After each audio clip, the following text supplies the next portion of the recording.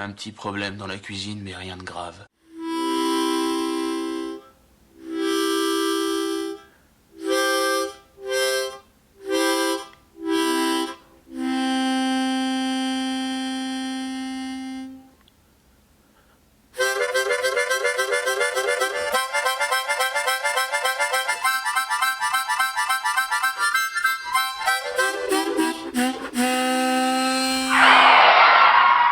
Bonjour à toutes et à tous, bienvenue. Aujourd'hui on se la refait avec le film Godzilla vs Kong.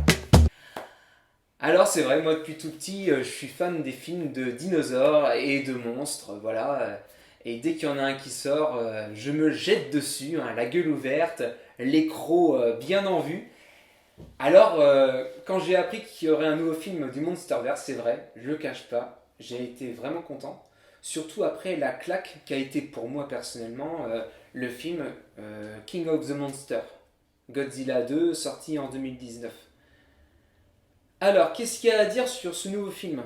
Bah, pour moi, pas grand-chose, hein. C'est-à-dire, autant les effets visuels sont là, mais autant tout ce qui est écrit au personnage, pour moi, là, c'est à mettre aux toilettes, hop, PQ, on tire les chasses d'eau, basta. Non mais c'est vrai, c'est quoi ça? Autant dans le film Godzilla 2 dont je vous parlais, mais il y avait encore de l'écriture de personnages un tant soit peu intéressante, mais là, on touche le fond. Et c'est là où ça m'inquiète pour la suite. J'ai peur qu'on retombe dans certains travers des films de l'époque sur les kaiju donc ces gros monstres-là.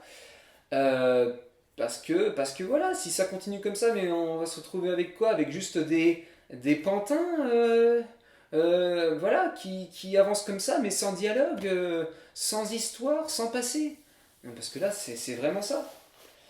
Et pour moi, les seuls personnages qui s'en sortent un peu, c'est la petite fille qui est en lui récupérée et qui utilise avec lui le langage des signes. Voilà, côté innovant, ça raconte vraiment quelque chose. Mais à part ça, nada. Même l'actrice principale de Stranger Things et qui était là dans Godzilla King of the Monster, elle revient dans ce film, mais non seulement son personnage est vraiment mal écrit, mais en plus elle se met à jouer comme un pied. Là on a l'impression qu'elle change complètement de rôle, quoi, tellement c'est plus la même. Donc voilà. Mais en tout cas, le point fort de ce film, vraiment, le truc qui m'a conquis, hein, mais sans pour autant emballé à 100%, parce qu'il y a quand même des tares, c'est la Terre Creuse. Alors la Terre Creuse, vraiment, c'est mon coup de cœur, la chose pour laquelle je veux revoir ce film dès que possible.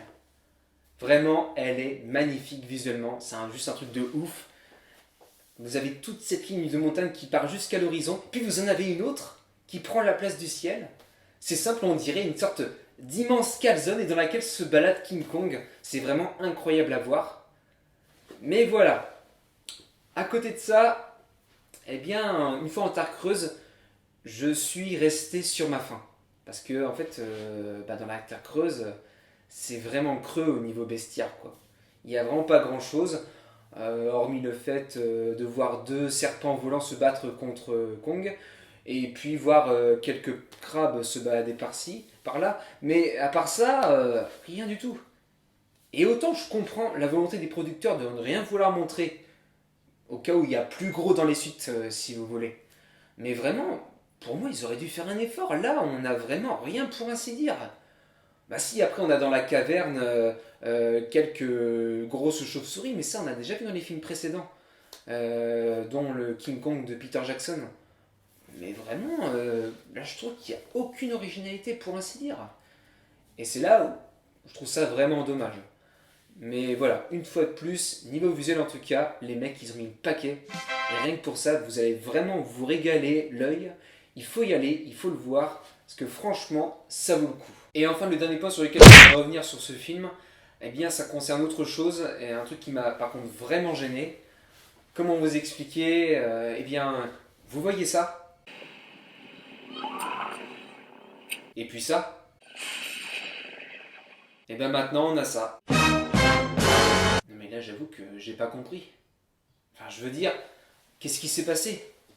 Est-ce qu'ils ont utilisé l'énergie de Godzilla afin de créer leur machine du futur? Bah non, je pense pas.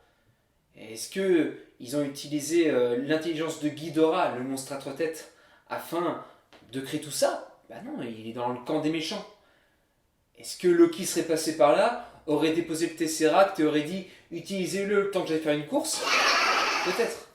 Mais dans ce cas, qu'on nous l'explique, parce que là, j'ai l'impression qu'on est 200 ans plus tard dans le métrage. Et vraiment, pour le coup, j'ai trouvé ça hyper déstabilisant.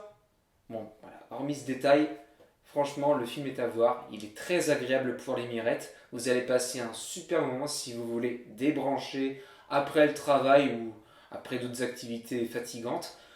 Mais vraiment, faut y aller. Si vous pouvez, dès que possible, aller le voir au cinéma.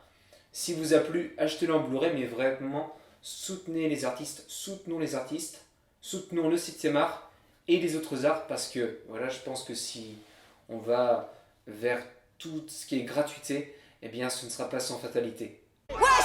Merci vraiment à toutes et à tous d'avoir regardé cette vidéo. Si elle vous a plu, n'hésitez pas à liker, mais surtout à vous abonner à notre chaîne, c'est très important pour nous. Et si vous n'avez pas aimé, eh bien ne likez pas et libérez-vous de nos chaînes. Sur ce, je vous souhaite une excellente journée que j'espère ensoleillée pour vous, ou alors une très bonne soirée où je vous espère bien entouré. Et moi pendant ce temps-là, eh bien je vais retourner en terre creuse. Toi, tu creuses. Kenavo! Merde!